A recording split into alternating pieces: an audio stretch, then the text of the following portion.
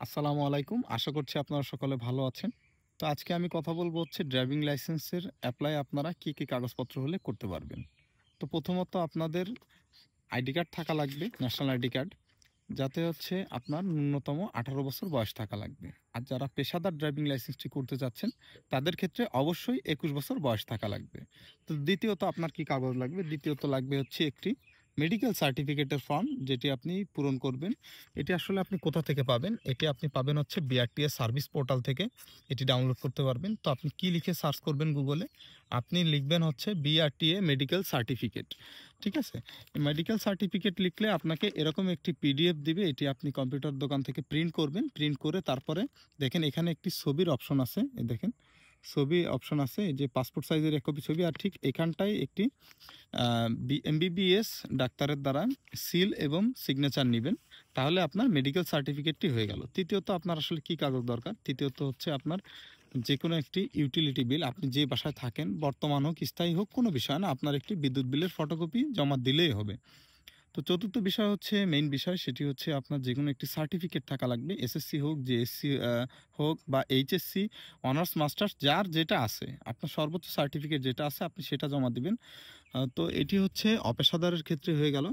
পেশাদারের ক্ষেত্রে একটি বাড়তি কাগজ দরকার হয়, সেটি অবশ্যই পরীক্ষার পরে লাগবে, পরীক্ষার আগে প্রয়োজন নাই।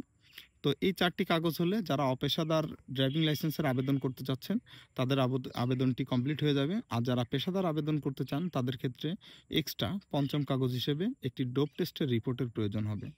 তো ডোপ টেস্টের রিপোর্টের প্রয়োজন হবে, সেটি আপনি কোথা থেকে পাবেন? অবশ্যই আপনার বিআরটিএ সার্ভিস পোর্টাল যে অ্যাকাউন্টটি আছে, লার্নার করার পরবর্তীতে, সেই লার্নার করার পরবর্তীতে আপনি ওখান থেকে একটি কাগজ ডাউনলোড করতে পারবেন। ওখানে আপনার নাম সহ চলে আসবে যে কোন কোন মেডিকেলে যে আপনি পূরণ করতে মানে টেস্টটি করতে পারবেন।